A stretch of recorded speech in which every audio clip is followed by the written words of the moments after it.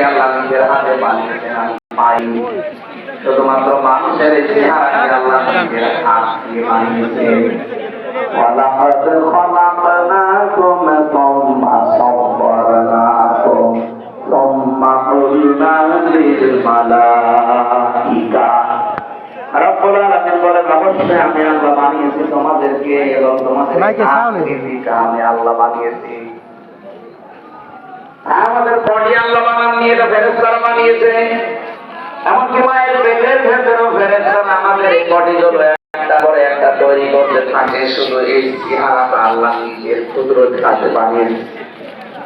لقد خلقنا الإنسان في أحسن تقويم। এই জন্য পৃথিবীতে সবচেয়ে সুন্দর দেখবে মানুষের চেহারা। এত সুন্দর কোন সৃষ্টি আল্লাহ বানাননি, কিয়ামত পর্যন্ত বানাবেও না। এটা আল্লাহ আমাদের শুধু বানিয়ে শেষ করেননি, আমাদের এত সম্মান দিয়েছেন। আমরা এখন সম্মানিত যার কারণে বিশ্বাস করেন তার নাম কিন্তু কোরআন শরীফ। আজকে যদি এই টেবিলের উপর একটা কোরআন শরীফ থাকতো আর আমি যদি কোরআনের টেবিলের পাশে এই টেবিলে পা রাখতাম, যত মানুষ এখানে আছে আমার বিয়াদব বলতো। কোরআন শরীফ এখন নেই, আমি যদি এর উপরে না এর উপরেও পা রাখি আমার কেউ বিয়াদব অন্তত বলবে না। কি শুধুমাত্র কোরআন কারীমের টেবিলের উপরে থাকার কারণে এর মর্যাদা যদি আল্লাহ বাড়িয়ে দেয়। আমাদের এই দেশে সত্যিই যদি ৫৬,০০০ বর্গ মাইলে কোরআন কারীম কায়েম হয়ে যায়, দেশটার মর্যাদাও বেড়ে যাবে। আমি কি বোঝাতে চাই? বুঝেছে? আলহামদুলিল্লাহ। মান ইত্তাবাআল হুদা বিগাইরিল কোরআন আদাল্লাহুল্লাহ, তিরমিজির হাদিস। এখানে যারা আলেম আছেন তাদেরকে বলছি, নবীজি বলেন কোরআন বাদ দিয়ে পৃথিবীর কোন জায়গায় যদি কেউ ভালো হওয়ার নিয়তেও যায়, আল্লাহ নিজে তাকে দায়িত্ব নিয়ে খারাপ বানিয়ে দেয়। শব্দটা দল্লা ইয়াদিল্ল দেয়নি, যাকে নিজে নিজেকে খারাপ করে ফেলেছেন না। আদল্লা ইয়াদিল্ল ভাবে ইফাল বাংলা অর্থ দাঁড়িয়েছে, আপনি হয়তো ভালো হওয়ার নিয়তে কোন জায়গায় গিয়েছিলেন, কিন্তু কোরআন সেখানে ছিল না, কোরআনের কর্মসূচি ছিল না। এই জন্য আল্লাহ নিজের দায়িত্ব নিয়ে আপনাকে আরো গোমরা বানিয়ে দেবে। বরিশালের মানুষেরা, আমি জানি সারা বাংলাদেশে কয়েকটা জেলা ধর্মভীরু মানুষ বাস করে, তার ভেতরে নোয়াখালী, বরিশাল, এই দুই জেলার নাম আছে। পর্দা পশিদা এবং আলেম ওলামা এই জায়গাগুলোতে বেশি। আমি আমার ইমাম থেকে বলছি, এই হাদিসের দিকে তাকিয়ে বলেন তো, হেদায়েত দেওয়ার একচ্ছত্র মালিকানা কার? নাকি আমাকে আল্লাহ হালকা পাতলা দিয়েছে? নবীজি নিজের আপন চাচাকে তাই হেদায়েত দিতে পারেননি, তার মানে হেদায়েত আল্লাহ নবীর হাতেও দেয়। বিশ্বনবীর আপন চাচা আবু তালেব যেদিন মারা যাচ্ছিল, নবীজি মাথার কাছে গিয়ে বললেন, ইয়া আম্মি আবি তালিব, লা ইলাহা ইল্লাল্লাহ হাজ্জুল লাকা ইনদাল্লাহি ইয়াউমাল কিয়ামাহ, রাহুল বুখারী। হে চাচা, জোরে বলা লাগবে না, শুধু আমার কানের কাছে মুখ নিয়ে আস্তে করে বলেন যে লা ইলাহা ইল্লাল্লাহ মুহাম্মাদুর রাসূলুল্লাহ বলার দরকার নেই, কারণ আমি যে নিজে মোহাম্মদ এটা তো আমি জানি। আমার পরিচয় আপনার দেওয়া লাগবে না, শুধু আল্লাহর একাত্মবাদের স্বীকৃতিটা দিয়ে দেন। কাউকে শোনানো দরকার নেই, শুধু আমার কানের কাছে মুখ নিয়ে একটু বলেন। এতটুকু সাক্ষী যদি আমি পাই, কিয়ামতের দিন গলায় গামছা দিয়ে আপনাকে আমি জান্নাতে প্রবেশ করাবো। আল্লাহর সাথে দরকার আমি ঝগড়া করব। পাশে দাঁড়িয়েছিল আবু জেহেল আর আবু সুফিয়ান, ডাক দিয়ে বলে, নেতা পড়বা, সারা জীবন বাপ দাদার ধর্ম মানলে, এখন নতুন ধর্ম গ্রহণ করে কলঙ্কিত হবা। মানুষ তোমাকে কাপুরুষ বলবে, ভীরু বলবে। লোকটা তখন ডাক দিয়েছে, ভাতিজা আমারে মাফ করে দিও, আমি পড়তে পারলাম না। আমি যদি এখন মারা যাই, মরণের পরেই সারা দুনিয়ায় কথা উঠবে যে বাপ দাদা ধর্ম ত্যাগ করে শেষ বয়সেও ধর্ম ত্যাগ করে কলঙ্কিত হয়েছে, তুমি আমাদের মাফ করে দিও। বরিশালবাসী বলেন তো, মাফ করার মালিক কে? নবীজির মন খারাপ হয়ে গেল। সঙ্গে সঙ্গে ফেরেশতা জিবরাইল সূরা কাসাসে 56 নম্বর আয়াত নিয়ে হাজির হলেন। ইন্নাকা লা তাহদি মান আহবাবতা ওয়ালাকিন্নাল্লাহা ইয়াহদি মান ইয়াশা। হে নবী, আপনি কি কোন কারণে মন খারাপ করেন? হেদায়েত তো আপনাকে আমি দেইনি যে যাকে ভালোবাসবেন তাকে দিয়ে দেবেন। এই লোকটা আপনার চাচা, আমি জানি। সারা জীবন আপনাকে কোলে নিয়ে, মাথায় নিয়ে, পিঠে নিয়ে, কাকে নিয়ে মানুষ করেছে আমি দেখেছি। কিন্তু এই লোকটা তো মুশরিক। লোকটা কি? আপনি এত চেষ্টা করলেন তাকে ফিরিয়ে আনার জন্য, সে কিন্তু পড়ে নাই। দোহাই দিয়েছে বিভিন্ন মানুষের, বাপ-দাদাদের, কাপুরুষতার। এই জন্য আমি আল্লাহকে মাফও করি না। আমি আল্লাহ ভালো জানি যে হেদায়েত কারে দেওয়া যায়। আপনি তো উপরে দেখেই মনে করেন না আমার চাচা, কিন্তু ওর ভেতরের অবস্থা তো আমি জানি। এই জন্য আমির হামজা না, কাবা শরীফের ইমাম এখানে যদি সাইদ সাহেব নিয়ে এসে ওয়াজ করায়, তারপরও আপনার মনের পরিবর্তন হবে না যদি আপনি নিজেকে পাল্টানোর চিন্তা ভাবনা না করেন। নবীর নিজের আপন চাচা কেন বুঝিতে পারেন নাই? এরপরেও বিশ্ব নবী তার চাচার কবরের পাশে দাঁড়িয়ে একবার দোয়াও করেছিলেন, হে আল্লাহ তুমি যাই করো আমার চাচাকে মাফ করে দাও। সঙ্গে সঙ্গে জিবরাইল এসে বলে, এটা তাফসীরে ইবনে কাসিরে আছে, এ নবী হাত নামান। কার জন্য হাত তুলেছেন? মা কানা লিন-নাবিয়্যি ওয়াল্লাযীনা আমানু আন ইস্তাগফিরু লিল-মুশরিকিন। ইলা আখিরি আয়াত। আল্লাহ পাক বলেন, হে নবী, জিবরাইলকে পাঠিয়েছি, কি বলে শোনেন। তিনি এসে বলছেন, নবী আপনি হাত নামান। কার জন্য হাত তুলেছেন? এই লোকটা আপনার চাচা, আল্লাহ ভালো করে জানে। সারা জীবন আপনার পেছনে লোকটা শ্রম দিয়েছে, আল্লাহ দেখেছে, কিন্তু লোকটা মুশরিক। লোকটা কি? কোন নবীর জন্য, কোন ইমানদারের জন্য জায়েজ নেই, শোভনীয় না, উচিত না। এটা বৈধ না যে কোন মুশরিকের জন্য আল্লাহর কাছে ক্ষমা পাবেন। আলাউ কান ওলি করবা, যদিও এটা নিকট আত্মীয় হয়, কেন আপনি এর জন্য মাপ চাইলেন? আপনি বলেন তো, যে নবীর জীবনে হাত তোলা লাগে নাই, শুধু মনের ভেতরে কামনা আসলেই কবুল হয়ে গেছে। সেই নবী হাত তুলে বসে আছে, আল্লাহ হাত ফেরত দিচ্ছে। আর বাংলাদেশে টাটকা মুশরিক মরে যায়, আর আমাদের মতো হুজুরা দোয়া করে জান্নাতে দিয়ে আসে, মনে হয় কন্ট্রাক্ট হারিয়ে গেছে। হ্যাঁ, আমাদেরকে আপনারা পাগল পেয়েছেন, আর আমরা আপনাদেরকে পাগল বোঝাই। কোনো অসুবিধা নেই, এত বড় দাড়ি তোমার মিস্টেক হবে। আমি সাফ কথা বলছি, কান খাড়া করে শোনেন বাংলার মুসলমানেরা। এটা রেকর্ড হচ্ছে, কালকে সারা দুনিয়ায় ছড়াবে। আমি সবাইকে সামনে নিয়ে বলছি, মানুষের কথায় ধোঁকা খাবেন না, নিজেকে আগে নিজে পরিবর্তন করেন। আজকের আমার আলোচনার বিষয়টা এটা, নিজের কাজ নিজে করো, কেউ কারো না। একটা বারের জন্য চিন্তা করেছেন আল্লাহ আমার হাতে না, রবিজির হাতে হেদায়েত দেয়নি? এত বড় পাওয়ারফুল নবীকে আল্লাহ যদি বলেন না, আপনি যাকে ভালোবাসেন, মহব্বত করেন, তাকে আপনি পারবেন না হেদায়েত দিতে। এটা আমি জানি যে কে পাবে, কারণ মনের খবর জানি কে। আমি হয়তো উপরে দিকে মনে করছি এরকম সুন্দর মানুষ, এরকম চেহারা, এর যা সুরাত সিরাত দিয়ে মনে হয় আসবে, ভেতরের অবস্থা তো আমি জানি না।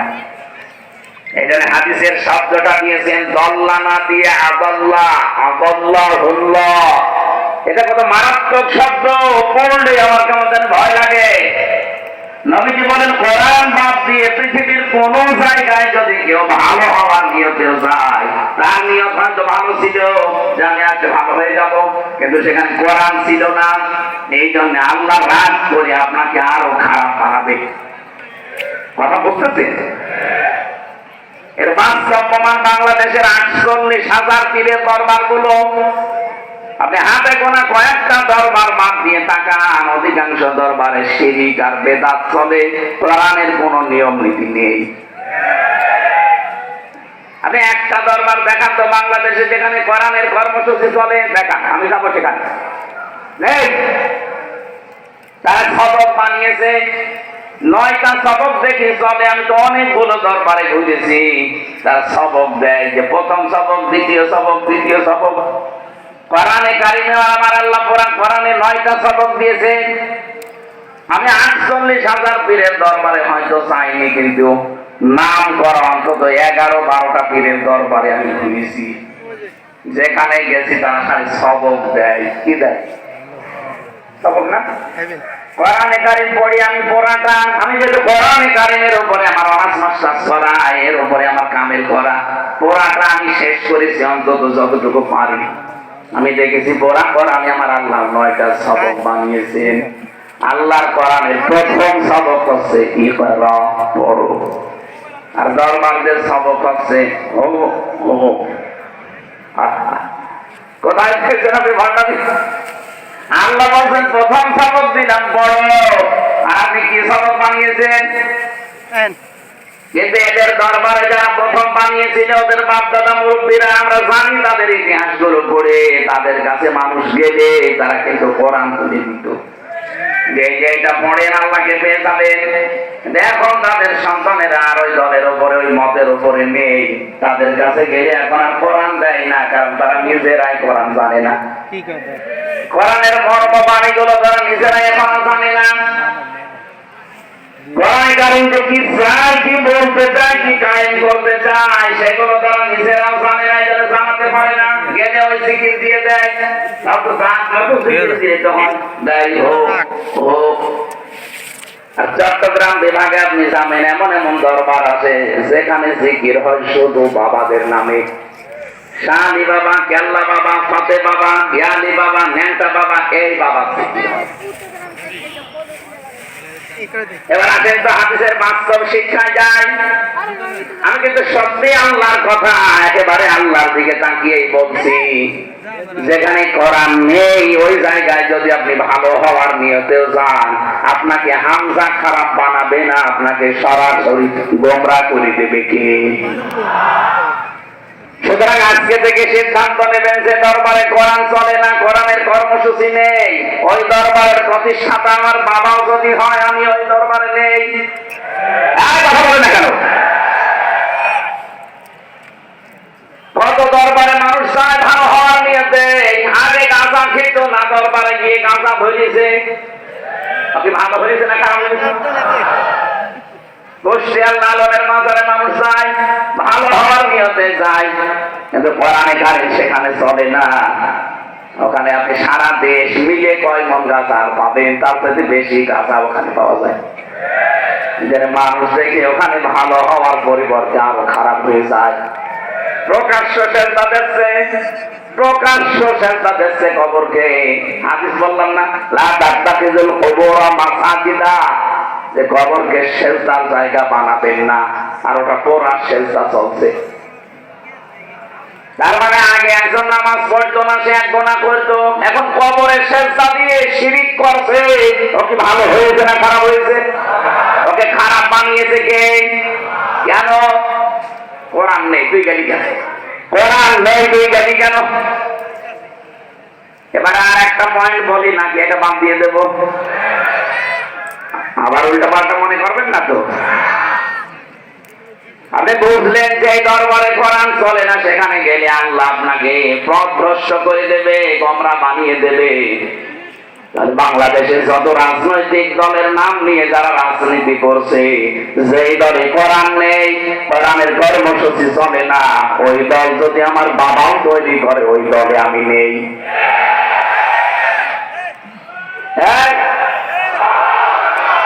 এটা প্রকাশ্য রাজনীতি হয়ে গেল, তারপরেও টের পাচ্ছেন না। এটা রাজনীতি না? আপনি যদি টের নাও পান, হুজুর কিন্তু টের, এটা রাজনীতি না? এরা কি আন্দাজ কাটতে দেয়? এরা কি কিছু বোঝে? আরে ভাই, আল্লাহর কসম আমি আপনাকে বাঁচাতে চাই। কোরআনের চোখ লাগিয়ে দেখতে পাচ্ছি আপনি জাহান্নামে যাচ্ছেন। যেই দলে সত্যিই কোরআন নেই, কোরআনের কর্মসূচি ওই দলে চলে না, ওই দলের প্রতিষ্ঠাতা আপনার বাবা হলেও আপনি জাহান্নামে যাবেন। আপনাকে জীবন আল্লাহ হেদায়েত দেবে না, আরো খারাপ বানিয়ে দেবে। আপনার সুরাত সিরাত চেহারা অনেক ভালো মনে হবে, পোশাক আশাক, কিন্তু ভেতরে আল্লাহ হেদায়েত থেকে বঞ্চিত করে দেবে। কারণ একটাই, কারণ কয়টা? যালিকাল কিতাবু লা রাইবা ফীহি। এটা কিতাবের আগে আলিফ লাম আছে। কি আছে? আলিফ লাম 4 প্রকার। আলিফ লাম ইস্তিগরাকি, গর্পণ মানে ডুবন্ত।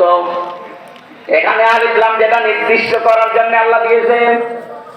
রব্বুল আলামিন বলেন, একটাই মাত্র কিতাব আমি দুনিয়ায় পাঠালাম যেটা মানুষকে হেদায়েত দিতে পারে, আর কোন কিতাব দুনিয়ায় নেই যেটা মানুষকে হেদায়েত দিতে পারে।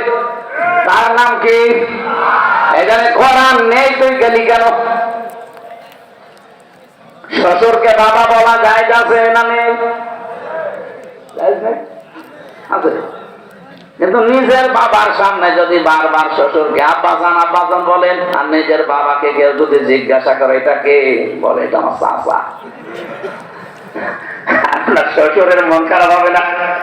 বলবে কি জন্মালাম, আমার চাচা বলে আর শ্বশুরের বাপ বলে। আল্লাহ রাগ করেন এই কারণে যে আমি কোরআন দিলাম হেদায়েত দেওয়ার জন্য, আর কোরআন বাদ দিয়ে কি শুরু করেছে? কোরআনে কারীম বাদ দিও, যার কাছে যাই দেখি তোর বাবা কি করে হেদায়েত দেয়, যা করে ছেড়ে দিলাম। এই জন্য আল্লাহ হেদায়েত দেয় না। আমার কথার ওজন টের পেয়েছেন? আলহামদুলিল্লাহ, ওয়াজ আমার মনে হয় হয়ে গেছে। মানে কোরআন যেখানে নেই, আজকে থেকে আপনি সিদ্ধান্ত নিয়েই ফেলেছেন আমি ওই দলে আর নেই, ওই দরবারে আর নেই, তাহলে এদেশে কোরআন বাদ দিয়ে কোন দল থাকার কথা? এই তো মাহফিল শেষ, আমি দোয়া করে দিই। না মানে আপনাকে মানা লাগবে, আমি খালি বুঝে যাবো, বিষয় নিয়ে যাবেন মানে ওয়াজ তো হয়ে গেছে, ওয়াজ হয়ে যায়নি। এরপরও যদি কেউ না বোঝার ভান করে থাকেন তার জন্য আমার একটু বলছি, কিন্তু আমার ওয়াজ কিন্তু হয়ে গেছে আলহামদুলিল্লাহ।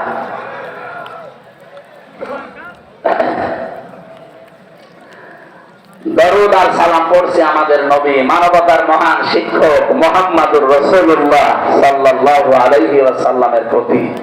আমরা কোরআনে কারীমের 2 সূরার 2টা আয়াত পড়েছি আংশিক। সূরা আহকাফ এর 9 নম্বর আয়াত পড়েছি, আর সূরা নমল থেকে একটা আয়াতের মাত্র 15 নম্বর আয়াতের একটা অংশ বিশেষ পড়েছি। এখন আপনি যা বলবেন আমি ওইটার দিকে যাব। সূরা নমল থেকে আলোচনা করব না সূরা আহকাফ? বলেন না, দুইটা হবে না, একটা। নমল আগে তো, নমল থেকে শুরু করি।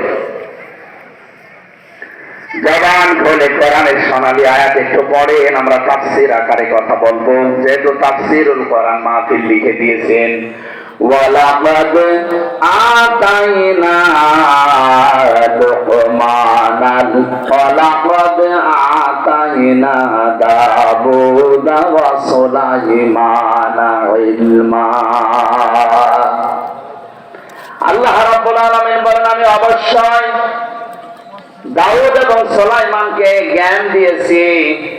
এখানে প্রথম শব্দটা আমার আল্লাহ গ্যারান্টি দিয়ে আরম্ভ করলেন, ওয়ালাকাদ। না কিছু লাগবে না, কিছু লাগবে না, বসে।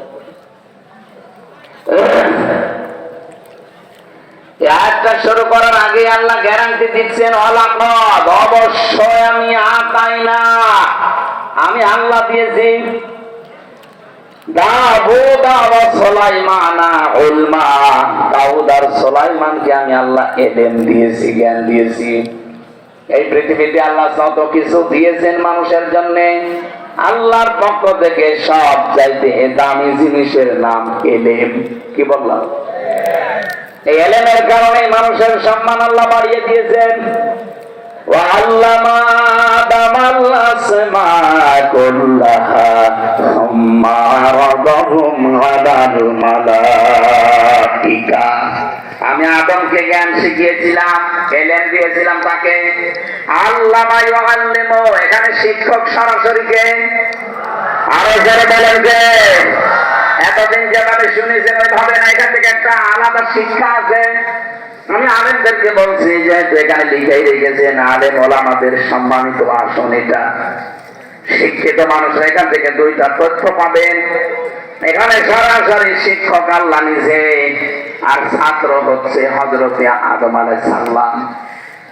ছাত্র আমাদের মতো সাধারণ মানুষ না, একদিকে তিনি নবী আর একদিকে তিনি প্রথম মানুষ। কথা বলে না কেন? সরাসরি আল্লাহ পাক নিজে শিক্ষক, ছাত্র আদম আলাইহিস সালাম, জায়গা ক্লাসরুম, জান্নাত। কত দামি ক্লাস! অথচ এখনকার আধুনিক তাফসীর বাদ দিয়ে পুরাতন তাফসীর করে নিয়ে আসেন, প্রত্যেকটায় আপনি লেখা পাবেন আসমা, এসএম এর বহুবচন আসমা। ওইদিকে খেয়াল করে আমরা অনেকেই মনে করি এটা মনে হয় বিভিন্ন জিনিসের নাম হবে, আলু পটল ঝিঙা ঝাল এগুলো হবে। আরে ভাই, আপনার কোনোদিন একটু চিন্তা আসে না মাথায় যে সরাসরি আল্লাহ নিজে ক্লাস নিচ্ছেন? ছাত্র তো সাধারণ মানুষ, একজন নবী। আর জায়গাটা তো সাধারণ ক্লাসরুম না, জান্নাতের ভেতরে। এত বড় দামি ক্লাসে আলু পটল ঝিঙায় ঝাল এগুলোর নাম শেখানো লাগে, অথচ তাফসীর নিয়ে আসেন বাংলায় এই কাহিনী কাজ। চিন্তা ভাবনার বিষয় এখানে এই কারণে আল্লাহ পাক নিজে ক্লাস নিয়ে কোনদিন আলু পটল ঝিঙা বেগুন ঝাল এগুলোর নাম তিনি শেখানোর কথা না। যদি শিখিয়েও থাকেন ইঙ্গিত দিতে পারে, কিছু আসল শিক্ষা আল্লাহ ওই দিন দিয়ে দিয়েছেন। এখানে এসএম এর বহুবচন আসমা যদিও দেওয়া আছে, আধুনিক তাফসীরে যারা গবেষক মুফাসসিরিনে কেরাম লিখেছেন দুইটা বিষয় আল্লাহ ওই দিন তাকে দিয়ে দিয়েছেন। যত জ্ঞানের ন্যায় এবং অন্যায় আছে সব আল্লাহ ওই এক ক্লাসে তাকে শিখিয়েছিলেন। আমরা যেহেতু আদমের সন্তান, আমরা কিন্তু অনেকেই যদি লেখাপড়া নাও জানি, আদম নবী শিক্ষা পেয়েছিলেন সকল ন্যায় এবং সকল অন্যায়ের যত নিয়ম আছে ওই এক ক্লাসে আল্লাহ তাকে শিক্ষা দিয়েছেন। যত সূত্র ছিল ন্যায় এবং অন্যায়ের সূত্রগুলো আল্লাহ একদিনে তাকে শিখিয়েছেন। কিন্তু ফেরেশতারা তো অত সূত্র জানে না। হযরতে আদমকে যখন নিয়ে এসে জিজ্ঞাসা করলেন ফেরেশতারা, এই জিনিসের সূত্রগুলো জানো, এই জিনিসের নামগুলো জানো? ফেরেশতারা যতটুকু জানে বলেছে না, সুবহানাকা লা ইলমা লানা ইল্লা মা আল্লামতানা ইন্নাকা আনতাল আলিমুল হাকীম। ফেরেশতারা এক বাক্যে বলল, সবাই বলেছিল সুবহানাকা, আপনি পবিত্র, লা ইলমা লানা ইল্লা মা আল্লামতানা, আমাদের কোনো জ্ঞান নেই যতটুকু আপনি দিয়েছেন তার বাইরে। সুতরাং আপনি আমাদেরকে যা জানিয়েছেন, যদি জানিয়েছেন এটা খুঁটি, এতটুকু জানিয়ে আগে পরে আর কিছু জানি না। কিন্তু আদম নবীকে আল্লাহ এক ক্লাসের ভেতরে এত কিছু দিয়েছিলেন, ফেরেশতারা ওইটা জানে না। আমরা যদি ওই ক্লাসে ছিলাম না, কিন্তু আমরা আদমের সন্তান হিসাবে দুনিয়ায় লেখাপড়া না করলেও জানি যে এটা ন্যায়, এটা অন্যায়। এই শিক্ষাটা আপনি কোনদিন নিলেন? মায়ের পেটের ভেতরে নিয়েছিলেন না, ওই এক ক্লাসে আল্লাহ দিয়ে দিয়েছেন। যেটা আমাদেরকে আল্লাহ বের করেছেন আদমের পৃষ্ঠদেশ থেকে। এই জন্য বাবার পৃষ্ঠদেশ থেকে যখন বের হয়েছি ওই সময়ে আমাদের আল্লাহ রাব্বুল আলামিন এই ন্যায় এবং অন্যায়ের জ্ঞানটা আল্লাহ আমাদের ওই সময় দিয়ে দিয়েছেন। আমাদের সম্মান মর্যাদা বৃদ্ধির কারণে একটাই, আমরা জ্ঞান পেয়েছি, অন্যান্য সৃষ্টি জ্ঞান পাইনি। এই কারণে তাদের সম্মান আমাদের নিচে। যেটার জন্য আমরা আজ উন্নত, যেটার জন্য আজ আমরা সম্মানিত, সেইটাকে মাইনাস করার জন্য এই 54 বছর বিভিন্ন কায়দায় চেষ্টা করছে। জ্ঞান মানে শুধু জাগতিক জ্ঞান না, জ্ঞান হবে কোরআনের জ্ঞান। কিসের জ্ঞান? শিক্ষা ব্যবস্থা থেকে কোরআনের জ্ঞান গুলোকে তুলে দিয়ে জাতিকে একটা নরকে নিক্ষেপ করার চেষ্টা চলছিল। এজন্য আমরা আহ্বান জানাবো, এখানে মাদ্রাসা যেহেতু আছে, হাফেজি কোরআন 3 জনের মাথায় আমরা পাগড়ি পরিয়েছি। অবশ্যই আপনার ছেলে হোক মেয়ে হোক 3টা বছর আগে এরকম জায়গায় পড়িয়ে নেবেন। 3 বছর যদি পড়িয়ে 5 বছর পড়িয়ে আপনি ডাক্তার বানাবেন, ইঞ্জিনিয়ার বানাবেন, বৈজ্ঞানিক বানাবেন, কোনো অসুবিধা নেই। আপনার ছেলে ডিএনও হবে, ডিসি হবে, এসপি হবে, যেখানে তুলে দেবেন কোনো নিষেধ নেই আমার পক্ষ থেকে নিষেধ নেই যে তাকে 3 বছর 5 বছর আগে কোরআনের শিক্ষা দেবেন। তাহলে আমি 2টা গ্যারান্টি আপনাকে দিতে পারি এখনই, জীবনে এই ছেলে কোনোদিন নেশা করবে না। 2 নম্বরে কোনোদিন আপনাকে বৃদ্ধাশ্রমে রেখে আসবে না। আমি এই তো কেটে গেছি, বিশ্ববিদ্যালয় ক্লাস চলছে।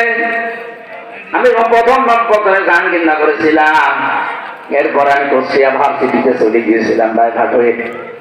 আমি দেখেছি বিশ্ববিদ্যালয়ে মাস্টার্সে ক্লাস চলছে আর ছাত্র জুতা দিয়ে পিটাচ্ছে শিক্ষককে। তাও পিটিয়ে শেষ করেনি, পিটিয়ে ক্লাস থেকে বের করছে। শিক্ষক হাত জোর করে বলছে, বাবা আমার ছেড়ে যে আমি আর ক্লাসে আসবো না। বলছে, না শালা তোরে মেরেই ফেলবো। এটা ছাত্র। কয়েকদিন পরে এই ছেলেটা এসপি হবে, ডিসি হবে, পিওনো হবে। আমি চোখে এইটাও দেখেছি। আজকে যেটা একেবারে শেষে পাগড়ি দিলাম, ওটা মনে হচ্ছে এখনো 2 ও 2.5 দুধ ছেড়ে দেবে। এতটুকু একটা ছেলে বিশাল সমুদ্র আটলান্টিক মহাসাগরে মাথার ভেতরে নিয়ে থেকেছে অলরেডি। কোরআনে কারিম হিফজ করা, এটা মনে রাখা, এটা কত বড় কঠিন কাজ আমি তো হাফেজ, আমি জানি। 3টা বছর কারাগারের এই ফাঁসির কন্ডেন ছেলে আমাদের কাছে তো কিছুই দেয়নি, শুধু বঙ্গবন্ধুর জীবনী দিত আর কোরআন শরীফ। বঙ্গবন্ধু চীন সফর পড়েন, তার আত্মজীবনে পড়েন, তার ছেলেবেলা পড়েন। আমি কি করবো? যেটা পাইতাম ওটা দিত না। কারারক্ষীকে বলতাম আমার ফাঁসি চাই, এই বইটা দেন। এই বই দেশে নেই মানে আমি মেজর ডালিম বলছি, এই বইটা দেন। শেষে বললাম যে কিছুই যদি না পারেন, ছাতা মাতা জীবনী পড়ে করবো কি, বাদ দেন, আমার কোরআন দিয়ে যান। কোরআন শরীফ দিয়েছিল 3টা বছর, আমার তো প্রায় 75 বারের উপরে পড়া কোরআন নামাজের ভেতরে খতম হয়ে গেছে।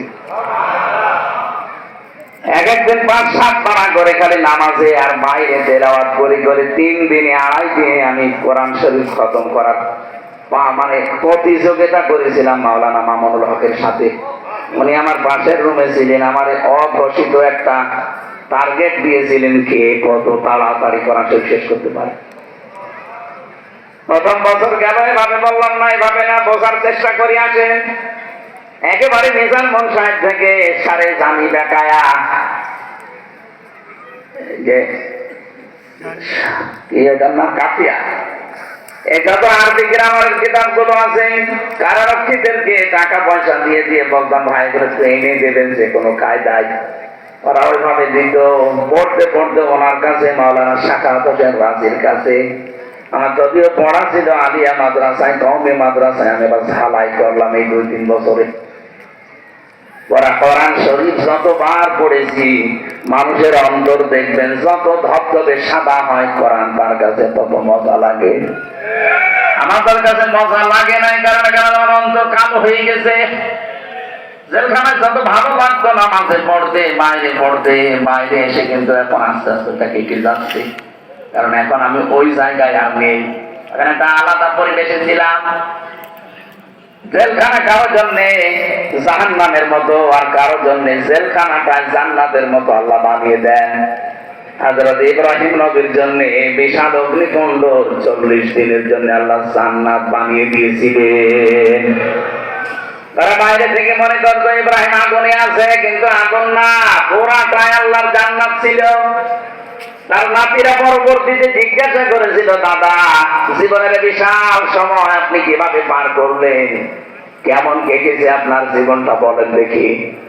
জাতির পিতা হযরত ইব্রাহিম নবী বলতেন, আমার নাতিরা এই পৃথিবীতে যত বছর আল্লাহ হায়াত দিয়েছেন, সবচেয়ে বেশি শান্তিতে ছিলাম আমি ওই 40 দিন নমরুদের অগ্নিকুণ্ডে। তার মানে পরিবেশ যদি আল্লাহ অনুকূলে করে দেয়, অগ্নিকুণ্ডের এই জায়গাটা জান্নাত হয়ে যায়। আমার বোঝানোর বিষয় ছিল হযরত আদম নবী আলাইহিস সালামকে আল্লাহ যে শিক্ষাটা দিয়ে তার সম্মান বাড়িয়েছিলেন, আমাদের দেশের দিকে তাকান, এই শিক্ষাগুলো না থাকার কারণে সন্তানগুলো মানুষের পরিবর্তে জানোয়ার হয়ে যাচ্ছে। শিক্ষামন্ত্রীর দায়িত্ব একেবারে শেষের দিকে যেটা ছিল নভেল, আপনি জানেন সে কে? ইসকন। এ পৃথিবীতে মুসলমানকে ধ্বংস করার জন্য সবচাইতে বেশি যারা গুরুত্বপূর্ণ ভূমিকা পালন করে তারা ইসকনের লোক। পরে কাজে লাগিয়েছিল আমার দাদারা। বাস্তবতা অনেক গভীরে। ইসকনের স্কুলে পড়াশোনা করে পর্যন্ত এসেছে। ওরে এমনি বসায়নি, ওরে তো হাসিনা বসায়নি, ওরে বসিয়েছে পুরা দাদা নিজে। শিক্ষা ব্যবস্থাটা দেখেছেন একেবারে নাস্তিকতা দিয়ে ভরে ফেলেছিল।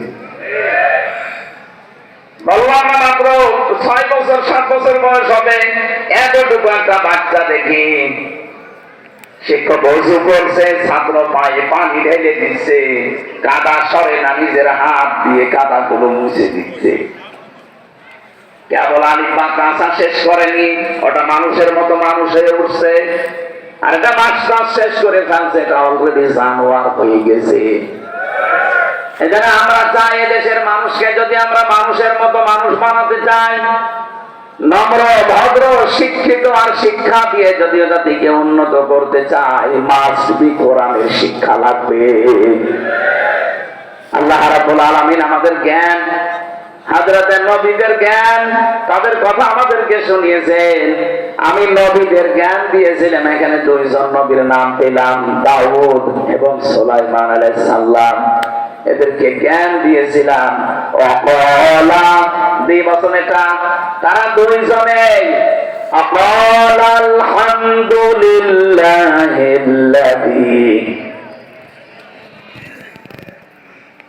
أقال الحمد لله الذي فضلنا على كثير من عباده المؤمنين। জ্ঞান পাওয়ার পরে মানুষের উচিত হচ্ছে শুকরিয়া আদায় করা সর্বপ্রথম আল্লাহর। এই 2 জন নবী জ্ঞান পেয়ে তারা শুকরিয়া আদায় করছে আল্লাহর, যে আমরা প্রশংসা করছি আমার আল্লাহর, যিনি আমাদের উপরে ফজল করেছেন, অনুগ্রহ করেছেন। আলা কাসীরিন মিন ইবাদিহিল মুমিনিন, হাজার হাজার মানুষের ভেতর থেকে, হাজারো মুমিন বান্দা বান্দীদের থেকে আল্লাহ আমাদেরকে আলাদাভাবে জ্ঞান দিয়ে আমাদের মর্যাদা আরো বাড়িয়ে দিয়েছেন। এখান থেকে কয়েকটা শিক্ষা আসে। ফি জিলালিল কোরআন মুফাসসির লিখেছেন, এই পৃথিবীতে যেই মানুষগুলো সত্যি আল্লাহর পক্ষ থেকে জ্ঞান পায়, তারা অন্যান্য মানুষের সাথে যেন কম্পেয়ার করে আল্লাহর শুকরিয়া আরো বেশি আদায় করে। কারণ দুনিয়ায় 2টা জিনিস নিয়ে হিংসা করা যায় আছে। আল্লাহ তাকে কোরআনের জ্ঞান দিয়েছে, সে যেন সব সময় এটা নিয়ে ব্যস্ত থাকে যে ওর চাইতে আমি বেশি এটা নিয়ে ব্যস্ত থাকবো। আর যারা আল্লাহ সম্পদ দিয়েছে, সে যেন যত পারে দান সদকা করে নিজের আখের গুছিয়ে নেয়। এই 2টা জায়গা ছাড়া দুনিয়ার কোন জায়গায় হিংসা করা যায় নেই। অথচ এই 2টা জায়গায় আমরা কৃপণ। এখানে আমরা জ্ঞান অর্জন করে বিতরণ করতে চাই না, সম্পদ আসলে আমরা দান সদকা করা ভুলে যাই।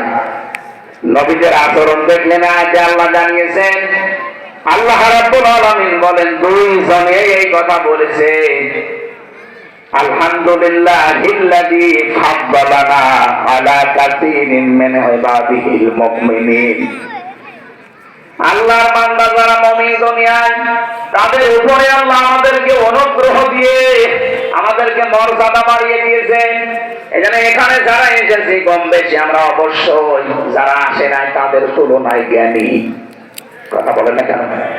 তাহলে আমাদের এই জ্ঞানকে আমরা কি করে কাজে লাগাতে পারি? জ্ঞান অনুযায়ী সেই লোকটা কাজ করবে, ওই লোকটা আল্লাহর কাছে সবচাইতে প্রিয় মানুষ। নবীরা আল্লাহর কাছে প্রিয় ছিলেন কেন জানেন? ইয়া হাসরাতান আলাল ইবাদ, রব্বুল আলামিন বলেন এমন কোন নবী রাসূল পাঠালেন না আমার বান্দাদের জন্য আমার আফসোস লাগে, আমার আক্ষেপ হয়। এমন কোন নবী রাসূল পাঠাইনি যার সাথে সমসাময়িক বান্দা বান্দিরা ঠাট্টা করে নাই, তদ্রুপ করে নাই। বরিশালবাসী বলেন তো নবীদের কি চরিত্র খারাপ ছিল? তাদের আচরণ খারাপ ছিল? বলেন বলেন, তাদের সাথে মানুষের খারাপ আচরণ করার কারণ কি? একটাই কারণ, তারা জ্ঞানের উপরে আমল করত। জ্ঞানের উপরে আমল করতে গিয়ে অনেক নবী তাদের নাম পর্যন্ত হারিয়ে ফেলেছে। হযরত মুসা নবীর দিকে তাকান, ইহুদিরা তার নামই পাল্টিয়ে দিয়েছে যোসেফ। হযরত ঈসা নবীর দিকে তাকান, খ্রিস্টানরা তার নামও পরিবর্তন করে দিয়েছে যিশু। হযরত ইব্রাহিমের নাম পাল্টিয়ে দিয়েছে আব্রাহাম। এই দেশে অনেকের নাম আমরা দেখলাম পাল্টিয়ে দিয়েছে জালেমরা শুধু জ্ঞানের উপরে আমল করার কারণে। আল্লামা আহমেদ শফি হেফাজত ইসলামের সাবেক আমির, তার নামও জালেমরা পরিবর্তন করে দিয়েছে তেতুল হুজুর। এই কথা বলছেন না, ওনার নাম কি তেতুল হুজুর ছিল? শহীদ আব্দুল কাদের মোল্লা রহমাতুল্লাহ আলাইহি, তার নাম পরিবর্তন করে দিয়েছে জালেমরা কসাই কাদের। এখন বলছেন তার নাম কি কসাই কাদের? নিজে গিয়েছে ফরিদপুরে, সদরপুর, তার নামটা আব্দুল কাদের মোল্লা। আমার আল্লাহর নামের সাথে তার নামের মিল আছে। আর পুরাটা পাল্টিয়ে ঢাকার পুরান ঢাকার একজনের নামের সাথে জুড়ে বিচার করে ফাঁসি দিয়ে দিল। শহীদ আল্লামা দেলাওয়ার হোসেন সাইদি রহমাতুল্লাহ আলাইহি, তার ম্যাট্রিক পরীক্ষার সার্টিফিকেট আছে, পুরাটা নাম লেখা দেলাওয়ার হোসেন সাইদি, অথচ তার নাম দেল্লো শেখদার দিয়ে বিচার করে মেরে ফেললেন। পৃথিবীতে সত্যি যারা জ্ঞানের উপরে আমল করবে, জালেমরা তাদের নামও পাল্টিয়ে দেবে। আমার নামও পাল্টিয়ে দিয়েছে পিসকে হুজুর। আমি কি পিসকে?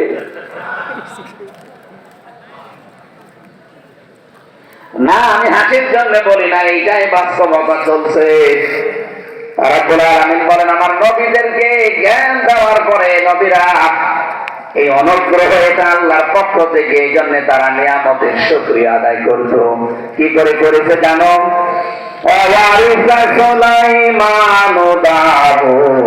সুলাইমান হয়েছিল দাউদের উত্তরাধিকারী।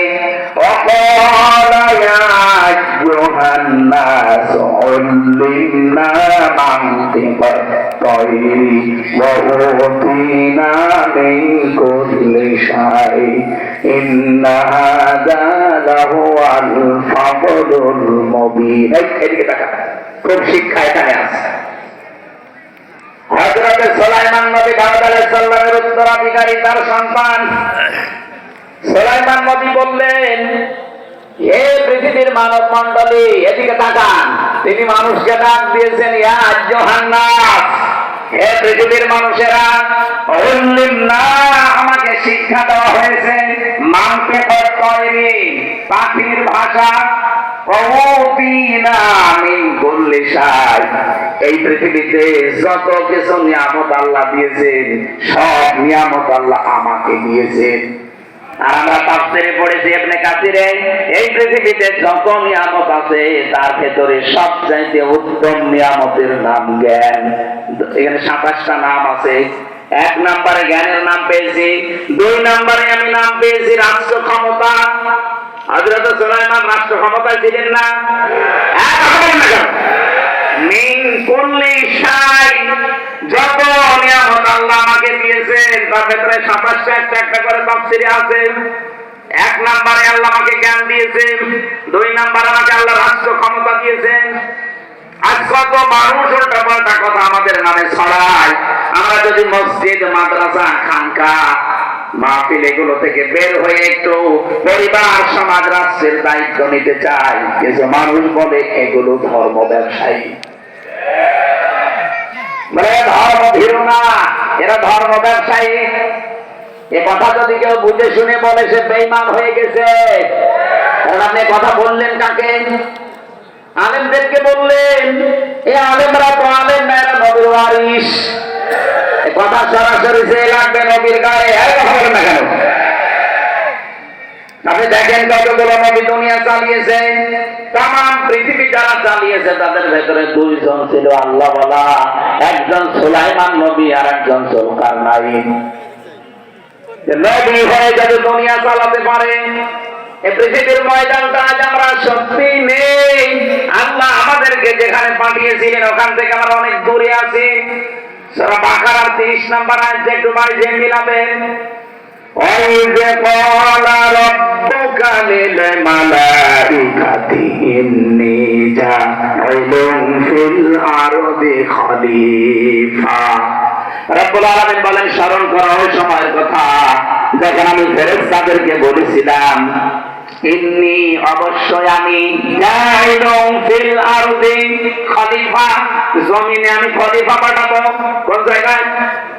এই যেমন বলেন কোন জায়গায়? আরো জোরে বলেন কোথায়? আল্লাহ কি বলতে পারতেন না ইন্নী জাইলুন ফিল খানকা খলিফা, আমি খানকায় খলিফা পাঠাবো? আজ বাংলাদেশের কত খানকা থেকে খলিফা বের হয়, কে কথা বলেন না কেন? এদেশের যারা খলিফা দাবি করে দেখেন সব খানকার খলিফা। আল্লাহ কি কোরআনে কোন জায়গায় দিয়েছে আমি খানকায় খলিফা পাঠাবো? আর আপনি খানকার খলিফা হয়ে কেউ 1 নাম্বার, কেউ 2 নাম্বার, কেউ 3 নাম্বার, কেউ 4 নাম্বার খলিফা হয়েও বগল বাজাচ্ছে যে আমি অমুক খানকার খলিফা। আরে দেখা করে কি আল্লাহ খানকায় খলিফা পাঠিয়েছে? আল্লাহ যদি বলতেন ইন্নী জাইলুন ফিল মাসাজিদি খলিফা, আমি মসজিদে খলিফা পাঠাবো। ইন্নী জাইলুন ফিল মাদারিসি খলিফা, আমি মাদ্রাসায় খলিফা পাঠাবো। তাহলে মসজিদ, মাদ্রাসা, খানকা এগুলো নিয়ে আপনি পড়ে থাকলে আপনার দায়িত্ব শেষ হয়ে যেত। আল্লাহ একটা নাম দায়ী আল্লাহ দিয়েছেন ফিল আরদি, কোথায়? জমিনে। বলেন বলেন। বাংলাদেশের দিকে তাকিয়ে আমার আয়াতটা পড়ে আফসোস আর হাসি লাগে। কি গো, খলিফা আল্লাহ পাঠাবেন কোথায়? আমরা কারে খলিফা বলি? আমাদের কুষ্টিয়ায় যারা জামা কাপড় সেলাই করে ওদেরকে খলিফা বলে, বলে না? যারা জুতা সেলাই করে ওদেরকেও খলিফা বলে, যারা চুল কাটে ওদেরকেও খলিফা বলে। কোথায় লাগিয়েছেন শব্দগুলো? কেউ নাপিত, কেউ দর্জি, কেউ মুসি, আর ওইটা এখন লাগিয়েছে খলিফা। খলিফা যেখানে থাকার কথা ওই জায়গায় নেই। আল্লাহ এই খলিফা গুলো জমিনে নেই। ওরা কেউ খানকায়, কেউ মাদ্রাসায়, কেউ মসজিদে, কেউ মক্তবে। আর জমিন ফাঁকা পেয়েছে, জালেমরা 180 মাইল থেকে চালাচ্ছে। এই জন্যই জালেমরা চায় না আমরা জমিনে আসি। ওরা জানে যে এখানে আসলে তো আমাদের সব বন্ধ হয়ে যাবে। মাওলানা মিজানুর রহমান আনসার এটা ইঙ্গিত দিয়েছে যে এক জালেম গেছে আর এক জালেম যেন এদেশে আর ফিরে না আসে। অনেকে বলছে আমারে বলছে, আরে আপনার নাম বলিস আপনি কোন কারণে নিজের গায়ে নিয়ে নেবেন? ভয় দেখা যে কোরআনের আইন যদি কায়েম হয় তাহলে কিন্তু হাত কেটে ফেলবে। আরে ভাই, আপনি যদি চুরি না করেন আপনার তো হাত কাটবে না। আবার আপনার চুরি করার অভ্যাস ছিল, আবার ওইটা চালু করবে। এখানে আপনি মানুষের উল্টা পাল্টা বোঝান যে চুরি করার আইন খুব কঠিন, হাত কেটে দেবে। চাঁদাবাজি করার আইন খুব কঠিন, পা কেটে দেবে বিপরীত দিক থেকে। চাঁদাবাজের আইন এইটা না? যারা চাঁদাবাজি করে, যারা ডাকাতি করে, ছিনতাই করে, যদি ধরা পড়ে ওদের 1 হাত আর 1 পা কেটে দেওয়া নিয়ম। ওরা মানুষকে এখন ভয় দেখাচ্ছে, যদি কোরআন এই দেশে এসে যায় হাত কিন্তু থাকবে না, পা থাকবে না, তার মানে ওর ওই স্বভাব আছে। আল্লাহ বলেন আমি জমিনে খলিফা পাঠালাম। আমরা কেউ জমিনে নেই, জমিন দেখলে আমাদের ভয় লাগে। আর জমিন ফাঁকা পেয়েছে, জালেমরা 180 মাইল থেকে চালাচ্ছে। এই জমিন ফাঁকা রাখতে দেবেন? জমিনে আসেন। কারণ আল্লাহর ইচ্ছা কি ছিল আল্লাহ কিন্তু প্রথমে বলেন না ওয়ালা ইন্নী আ'লামু মা লা তা'লামুন। আমি যা জানি তোমরা কিন্তু জানো না। কি জানেন আল্লাহ? ওইটা এখনো বলেননি, ওটা পরবর্তীতে জানিয়েছে যে আমার ইচ্ছা জমিনে আমি ন্যায় বিচার কায়েম করতে চাই। আল্লাহর ইচ্ছা তো এইটা। আমি এর আগে কোন জায়গায় এসেছিলাম পাশে, ওই জায়গায় আমি ইয়াহদিলু ওয়া আকরাবুল তাকওয়া আয়াতের ব্যাখ্যায় হালকা কাজ দিয়েছিলাম যে আপনি আল্লাহওয়ালা হতে চান, নেককার হতে চান, পরহেজগার দাবি করেন, তাকওয়া আমার মনে করেন আমি তাকওয়া অর্জন করে ফেলেছি। আরে তাকওয়া তো ওইটা যে লোকটা ন্যায় বিচার কায়েম করতে পারে। আপনি জীবনের কোন জায়গায় ন্যায় বিচার কায়েম করেছেন বলেন? আপনার ব্যক্তিগত জীবনে ন্যায় বিচার আছে, পরিবারে আছে, সমাজে আছে, রাষ্ট্রে আছে, আদালতে আছে, নেই, কোথাও নেই। আপনার কিসের তাকওয়া? ন্যায় বিচার কায়েম করো, হুয়া আকরাবু লিত-তাকওয়া, এটা তাকওয়ার নিকটবর্তী পন্থা। আত্তাকুল্লাহ, আমি আল্লাহকে ভয় করো। ইন্নাল্লাহা খাবীরুম বিমা তা'মালুন, তোমরা যা করো সব জানেন কে? আমি যেটা বোঝাতে চেয়েছি আয়াত দিয়ে আমি ইঙ্গিত দিলাম, বুঝেছেন হয়তো। আমরা আজ জমিনে নেই, জমিন ফাঁকা পেয়েছে জালেমরা, মন মতো চালাচ্ছে। 54 বছর চালিয়েছে, আবারও অনেকে চালাতে চায় না। আর জমিন মন মতো চালাতে দেওয়া হবে না। এ জমিন এখন থেকে চলবে শাহাদাতের রক্ত যেখানে পড়েছে, শহীদদের মন মতো চলবে। কথা বলুন।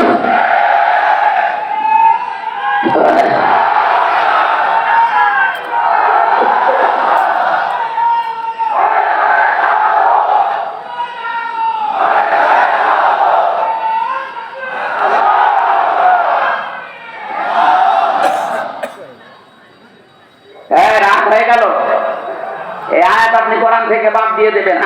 যারা তাফসীর পড়তে পারে নিয়ে আসেন। আমাকে আল্লাহ অনেক নিয়ামত দিয়েছে।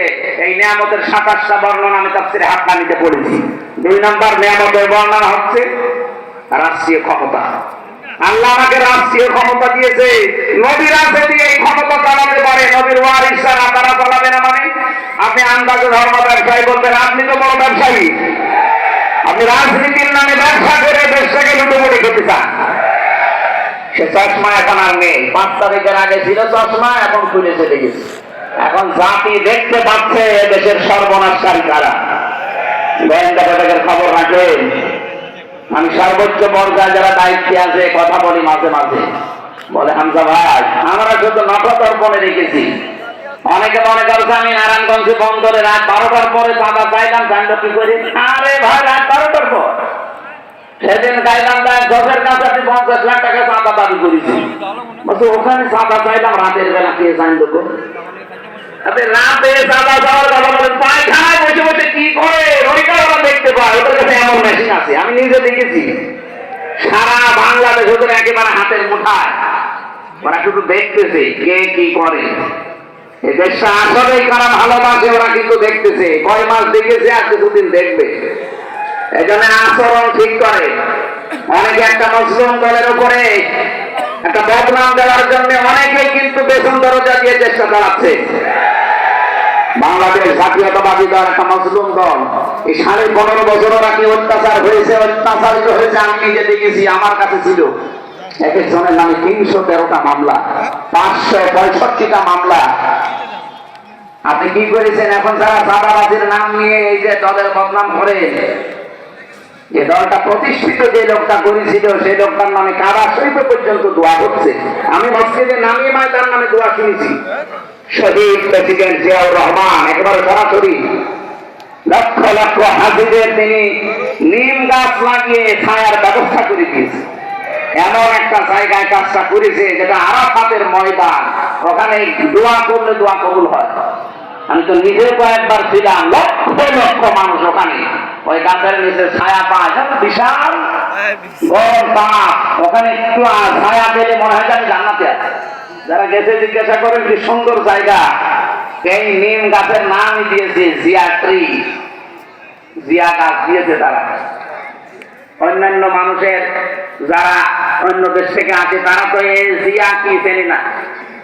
এই নিম গাছের নিচে তারা যখন বসে দোয়া করে, আল্লাহ এই যে এই কাজটা যে করেছে তারা তুমি মাফ করে দাও। তাদের ভাষা আমাদের ভাষায় লক্ষ লক্ষ মানুষ দোয়া করছে। বললাম না মসজিদে নামি নয়, আমি নিজে তার নামে দোয়া শুনেছি 16 সালে। ইমাম সাহেব তার নাম ধরে দোয়া করছে যে আরাফাতের ময়দানে, মানে বাংলা অর্থ এইটা, আরাফাতের ময়দানে এই ছায়ার ব্যবস্থা তোমার যে বান্দা করে দিয়েছে, আল্লাহ তুমি তাকে জান্নাতের ছায়া দিয়ে। আর তার নাম করে আপনি চাঁদাবাজি করবেন, তার দলের নামের বদনাম করবেন। আপনার মতো জাহান্নামের কীট আর এই কোলাঙ্গার মানুষ দলের দরকার নেই। আশা করছি এই ইঙ্গিতটা বুঝেছেন। আপনি থামবেন হয় না পদত্যাগ করবেন। কোন মুসলিম দলের বদনাম আমরা হতে দেব না। আমি নিজে যেহেতু মুসলিম, আমি জানি যে এর দুঃখটা কি। ইসলাম যতদিন এই দেশে সত্যি রাষ্ট্রীয় ক্ষমতায় না আসবে, কাঙ্ক্ষিত মানের শান্তি, স্বস্তি, নিরাপত্তা কিচ্ছু পাবে না। যার উপরে পরে দেখবেন এগুলো সব নেকি। আল্লাহ পাক বলেন, ইন্না হাযা লাহুয়াল ফাদলুল মুবিন। সুলাইমান নবী শেষে ঘোষণা দিলেন দুনিয়ার মানুষকে, এই দুনিয়ার মানুষেরা শোনো, এটা কিন্তু আল্লাহর পক্ষ থেকে একটা অনুগ্রহ। এটা কি? আরো ধরে বলেন কি? এবার একটা শিক্ষা নিয়ে আসছি সামনের আয়াত থেকে। ওয়াহুশিরা লিসুলাইমানা জুনুদুহু মিনাল জিন্নি ওয়াল ইনসি ওয়াত তায়রি ফাহুম ইউযাউন। হযরত সুলাইমান হাজির করলেন, সমবেত করলেন তার যত সৈন্য বাহিনী আছে, যেহেতু সবার ভাষা আল্লাহ তাকে বোঝার তৌফিক দিয়েছিলেন। যত পঙ্খিকুল আছে সৃষ্টি জগতের ভাষা তিনি বুঝতেন। মানুষ, জিন এবং পাখিদেরকে কাতারে কাতারবদ্ধ করলেন। কোন জায়গায় যদি যাবেন বলে ইরাদা করেছেন, এদেশের একজন মন্ত্রী, এমপি, সে যদি কোন জায়গায় যায়, তার আগে পরে কত চেহারা তেমনটা থাকে না বলেন।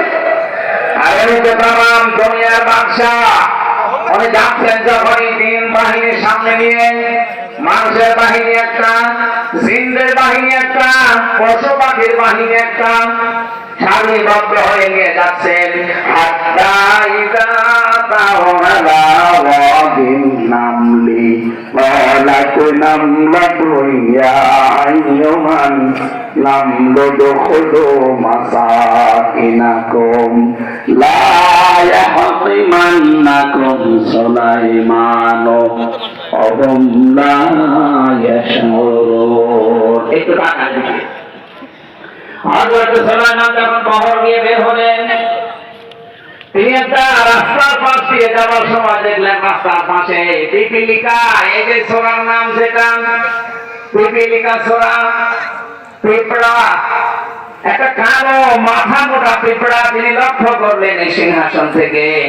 যে পিঁপড়াটা তার যাদের আশপাশে আছে তার অনুগত জাতিকে ডাক দিয়ে বলছে, হে পিপিলিকারা, সুলাইমান আসতেছে দলবল নিয়ে, অসতর্কতাবশত হয়তো পিছে যেতে পারে, তাড়াতাড়ি তোমরা ঘরে প্রবেশ করো।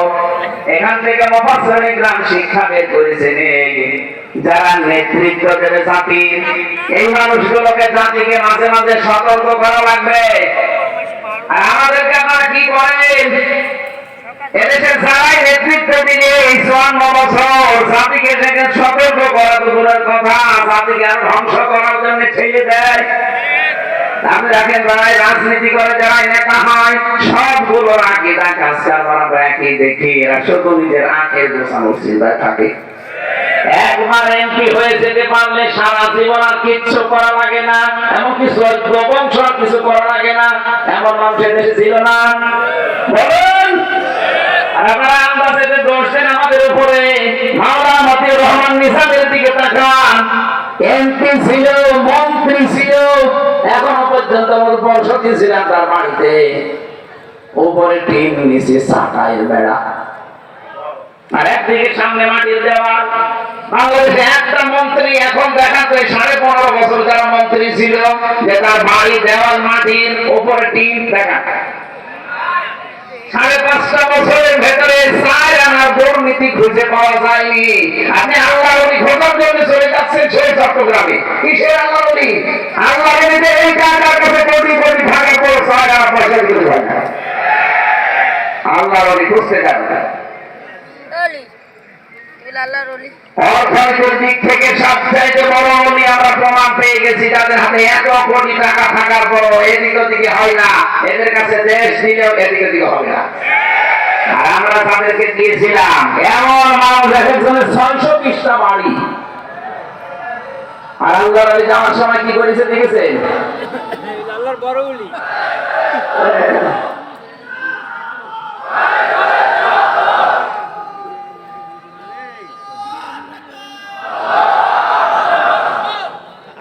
আমার দেশ পত্রিকা রিপোর্ট দিয়েছে কয়েকদিন আগে, যাওয়ার সময় ১৪টা ব্রিফকেস নিয়ে গেছে, কারোর সাথে কোনো কথা বলেনি। পাইলটকে বলছে ব্রিফকেস গুলো উঠেছে, বলে হ্যাঁ ম্যাডাম চলো। আপনার ব্রিফকেসের এত দরকার? সারা জীবন মানুষকে মিথ্যা কথা বলতো যে আমার কিছু দরকার নেই, আমি নিজের জন্য কিছু করি নাই। ব্রিফকেসের ভেতরে কি ছাই ছিল, মাটি ছিল? অর্ডার করা জায়গা পান না। ও জানে যে জানিয়ে আসলাম কিয়ামত পর্যন্ত যদি হায়াত পাই, কিয়ামত পর্যন্ত থাকবো স্বামীর কাছে, যাওয়া লাগবে না ও দেশে আমার। এই চিন্তা ভাবনা করে ব্রিফকেস গুলো নিয়ে গেছে। আর তার জন্য এত মায়া কান্না আপনার, এমনকি কাওয়া কাকুকেও বলে যায়নি। আমারে তো অন্তত কল দিতে পারতো, আমরা 3 বছর খাটালাম, মাফ করে দিও, চলে গেলাম, কিছু বলে না সেটা।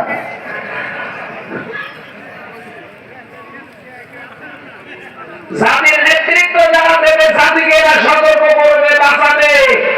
গর্তে দরকার হয় ঢোকো, ওই দল আন্দাজে কিছু করে ফেলতে পারে, তোমাদের পিছিয়ে ফেলতে পারে। কেন? অজ্ঞাত সারে কত অজ্ঞাত সার ধ্বংস করার জন্য জাতিকে বিভিন্ন জাল পেতে রেখেছে। এই যে এনজিও, এই কথা বলে না কেন? 14টা এনজিও কাজ করছে বাংলাদেশে মানুষের ইমান ধ্বংস করার জন্য। আর জাতির শত্রু নেতৃত্ব যারা দেওয়ার যোগ্য, তারা কিন্তু একেবারে জীবন দিয়ে হলেও পাহারা দিচ্ছে। ইসলামী শিক্ষা বাস্তবায়নের জন্য শহীদ আব্দুল মালিক জীবন দিয়ে গেছে, তারপরে মাথা নত করে নাই। আপনি কি করেন? জাতিকে এদের সতর্ক করার জন্য একটা ডাক দিতে পারেন না? আমরা 24 ঘন্টা এই ডাকের উপরে আছি।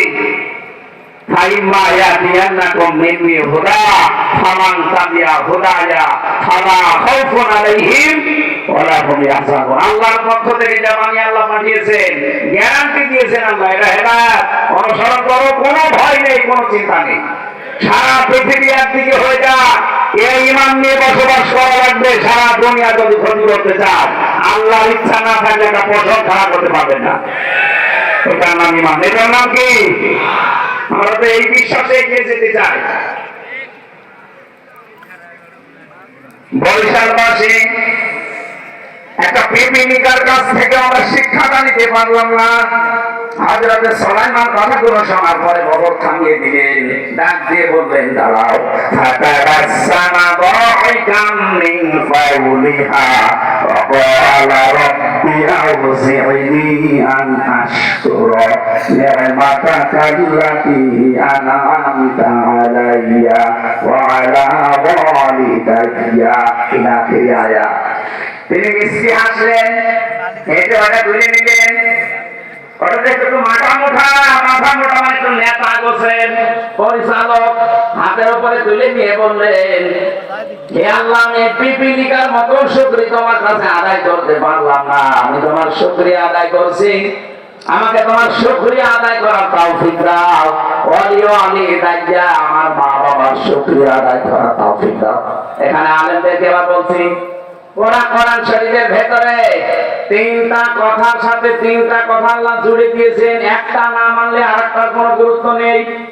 যেখানে দেখবেন শুকরিয়া আদায় করার কথা, সেখানে আনিস করলি ওয়ালিদাইকা, আল্লাহ শুকরিয়া আদায় করবার সঙ্গে সঙ্গে মা বাবার কথা আছে। কে যদি আল্লাহর শুকরিয়া আদায় করে কিন্তু মা বাবার শুকরিয়া আদায় না করে, ও যেন আল্লাহকেও মানে না। যেখানে দেখবে সঙ্গে সঙ্গে নামাজ পড়ো, সঙ্গে সঙ্গে আল্লাহ বলে যাকাত দাও, নামাজ পড়ে যাকাত দেন না, আপনি যেন নামাজও পড়েন না। 3 নম্বরে যেখানে আতিউল্লাহ, সেখানে দেখবেন আতিউর রাসূল, আল্লাহর ইতাআত করবেন, রাসূলের ইতাআত করবেন না। আল্লাহ বলেন, যেন আমাকেও মানে না। সুলাইমান নবী পিপিলিকা থেকে শিক্ষা নিলেন, ডাক দিয়ে বললেন, মাবুদ, আমি যেন তোমার শুকরিয়া আদায় করতে পারি আর আমার মা বাবার কৃতজ্ঞ থাকতে পারি। কেন আল্লাহর শুকরিয়ার সাথে মা বাবার কথা দিলেন? সুলাইমান নবী তার আন্দাজে কোনো কথা বলার মানুষ? বলেন বলেন, তাহলে আমাদের এখান থেকে কি নেওয়া লাগবে? আর যদি আল্লাহর বিধানগুলো আমরা কম বেশি অনেকে মানি, এই যে সাহেব আল্লাহর কথাগুলো যদি উনি মানে, নামাজ পড়ে, রোজা রাখে, হজ করে এসেছে, দান সাদকা করে, ওই আল্লাহরই তো বিধান মা বাবার সাথে ভালো ব্যবহার করা। কথা বলে না? কত সন্তান দেখি না মা বাবাকে বৃদ্ধাশ্রমে রেখে আসে, আলাদা করে দেয়, খোঁজ খবর নেয় না। বাংলার মানুষেরা খুব ভালো করে মনে রাখেন, আমার নিজের প্র্যাকটিক্যাল লাইফে আমার বিশ্ববিদ্যালয়ের এক বন্ধু, ও দেখলাম কাঁদছিল একবার ফেল করে আবার ভর্তি হয়েছে, মনে করলাম ওই জন্য কাঁদে। আমার বলছে হামসা ভাই না, এদিকে টাকা। আমি বললাম কি এমন কান্নাকাটি করেন, হামাও করছেন? আমি বিয়ে করেছিলাম, বিয়ের পরে আমার মায়ের সাথে আমার বোন মিল নেই।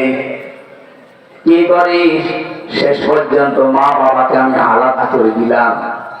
কিছুদিন পরে মা আর বাবা আমার পাঠিয়ে দিল লন্ডনে। আমি লন্ডনে ছিলাম কিছুদিন, ওখান থেকে শেষ করে প্রতি বছরে বছরে আমার স্ত্রীর নামে অ্যাকাউন্ট করা ছিল, শুধু টাকা পাঠাতাম। মা বাবার জন্য আমি এই কয়েক বছরে খোঁজও নেইনি, খবরও নেইনি যে তারা কেমন আছে। হঠাৎ করে আমার রক্তের ভেতরে 5 প্রকার ক্যান্সার ধরা পড়েছে। লন্ডনে ডাক্তাররা দেখে বলছে যে 5 প্রকার ক্যান্সার হয় রক্তের ভেতরে, যার ভেতরে একটা এটা হলে মানুষ আর বেশি দিন বাঁচে না, খুব বেশি হলেও 2-3 মাসের পরে তোমার রক্ত নষ্ট হয়ে যাবে, যা ভালো মন্দ খাওয়া খেয়ে নাও। চিন্তা করছে মারা যখন যাবো, দেখি যাদের জন্য সব কিছু করলাম এই মানুষগুলো আমাকে কেমন ভালোবাসে। চিঠি লিখেছে শ্বশুর আর শাশুড়ির কাছে যে আব্বা আম্মা আমি চলে আসতেছি, আমার শরীরে মারাত্মক অসুখ, লন্ডনের ডাক্তাররা বলেছে আমি নাকি 2-3 মাসের বেশি বাঁচবো না, এই জন্য আগামী মাসের প্রথম সপ্তাহ মঙ্গলবারে ঢাকায় আসতেছি, এয়ারপোর্টে আসবেন। স্ত্রীকে একই কথা লিখেছে। আর একটা চিঠি নিয়ে চিন্তা করে আমার মা বাবা, তাদের তো কয়েক বছরে খোঁজও নেইনি, খবরও নেইনি। এখন যদি চিঠি লিখি না জানি কি মনে করে, যা করে করবে। চিঠি লিখেছে মা বাবা, কোন দূর আজ পর্যন্ত তোমাদের খোঁজ নিলাম না, আগামী মাসের প্রথম সপ্তাহে আমি লন্ডন থেকে বাড়ি আসতেছি, সুযোগ পেলে এয়ারপোর্টে আসবা, শরীর খারাপ এ কথা লিখে নাই। সবাই চিঠির জবাব দিচ্ছে একটা একটা করে, যে জিনিস আনতে আনা লাগবেন। শাশুড়ি আর শ্বশুর মিলে জবাব দিয়েছে জামাই বাবাজি চলেই যখন আসতেছে, ঠিক আছে আসার সময় এরকম একটা শার্টের পিস, প্যান্টের পিস আর তোমার শাশুড়ির জন্য এরকম চাদর নিয়ে আসবা। স্ত্রী লিখেছে আমার স্বামী, বান্ধবীদের স্বামীরা আসার সময় এই এই জিনিস নিয়ে আসে, তুমি যখন আসবা এরকম জিনিস কিছু নিয়ে আসবা। আমি লিস্ট করে দিলাম। চিঠি পড়ে আর কান্নাকাটি করে, আল্লাহ আমি তাদের জন্য কি করলাম। আমাদের শরীর খারাপ, একটা আমার জন্য জিজ্ঞাসা করে না আছে আমার শরীরটা কেমন আছে, শুধু জিনিস চায়। মা বাবা তো চিঠি জবাব দিল না, মনে হয় তো আমার মাফ করে নাই। তারা যদি চিঠির জবাব দিত, দেখতাম যে তারা এই চিঠির সাথে কেমন আচরণ করে। হঠাৎ কে যেন এসে বলছে চিঠি পেয়েছে। বাইরে গিয়ে দেখে মা আর বাবা দুইজন মিলে লিখেছে।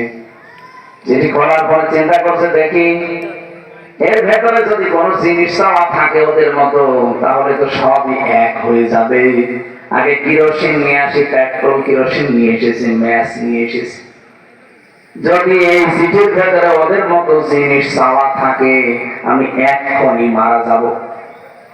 চিঠি খোলার পরে বলছে প্রথম লাইনে, প্রাণের সন্তান, দীর্ঘ কয়েক বছর তুমি লন্ডনে আছো, কোনদিন খোঁজ নাওনি, খবর নাওনি, অথচ কয়েক বছর তোমাকে 1 সেকেন্ড আমরা দুইজন ভুলে থাকতে পারিনি।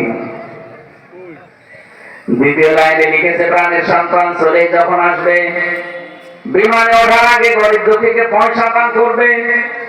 কত প্লেন উড়ে যায়, কত প্লেন অ্যাক্সিডেন্ট হয়, তুমি সহি সালামতে যেন যাবো, ফিরে আসতে পারবো। এই জন্যে বাড়িতে 2টা খাসি ছাগল ছিল, 2টা তোমার নামে সাদকা করে দিয়েছি।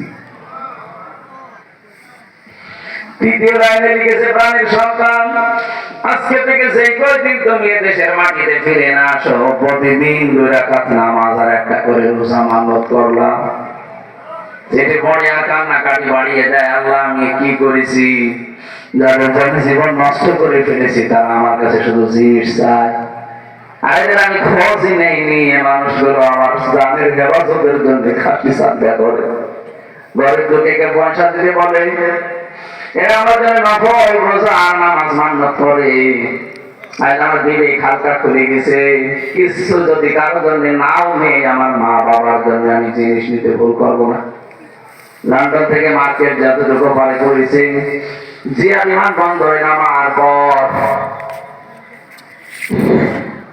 শ্বশুরা শাশুড়ি মিলে হাসির খুব যাওয়া যায়, বাবা জিনিস কই ধমক দিয়ে বলতে আপনি জিনিসের কথা বলেন।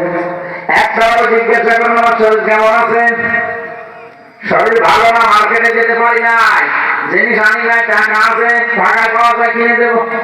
যেই বলেছে ঢাকায় পাওয়া যায় কিনে দেবো, বলে তোমার মতো জামাই আমাদের দরকার নেই, এয়ারপোর্টেই তোমার আমরা ছেড়ে চলে গেলাম, থাকো।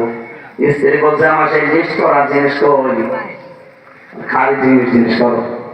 একটা বারের জন্য তো জিজ্ঞাসা করেন আমি কেমন আছি, পরে জিজ্ঞাসা করবো জিনিসটা আনি নাই, ঢাকায় পাওয়া যায় কিনে দেবো, জানো তোমার শরীর খারাপ, বলে আনো নাই, তোমার মতো স্বামীর আমার দরকার কি, তোমার এয়ারপোর্টে আমি ডিভোর্স দিয়ে চলে গেলাম, কারণ যাবে কত বাঁচবে না। গেট থেকে বের হয়ে হাও হাও করে কাছে কয় আমার মা বাবা আসে নাই, মনে হয় তারা এখন আমার মাফ করতে পারে নাই, দেখি তো না তাদেরকে। হঠাৎ পাশ থেকে কে যেন ডাক দিয়েছে, হাইরে বাবা মাপের কুপিয়া, দীর্ঘ কয়েক বছর তোকে দেখি নাই, এক নজর দেখার পরে মনে হচ্ছে আকাশের চাঁদ আমরা হাতে পেয়েছি। ছেলেটা মাকে পরীক্ষা করার জন্য সালাম করতে গেছে, ডাক দিয়ে বলে মা আমি কিছু আনতে পারি না তোমাদের জন্য। মা শুধু সালাম দেওয়া দেখে বলছে বাবা তোর শরীরে মারাত্মক কোনো অসুখ নাকি? কেন? মা আমি তো তোমার কাছে চিঠিতে লিখে নাই যে আমি অসুস্থ, তাদের কাছে লিখেছিলাম তার সঙ্গে জিনিস দিয়েছে, তোমার কাছে তো কিছুই লিখে নাই, আমি শুধু বলেছি আগামী মাসের প্রথম সপ্তাহের মঙ্গলবারে আসবো, এয়ারপোর্টে আসবা। তুমি তো শিক্ষিত না, তুমি তো জ্ঞানী মানুষ না, কিভাবে বুঝলে? তুমি তো চিকিৎসক না। নাটক দিয়ে বলে সন্তান 10টি মাস এই পেটের ভেতরে আমি তরমুজের মতো বহন করেছিলাম,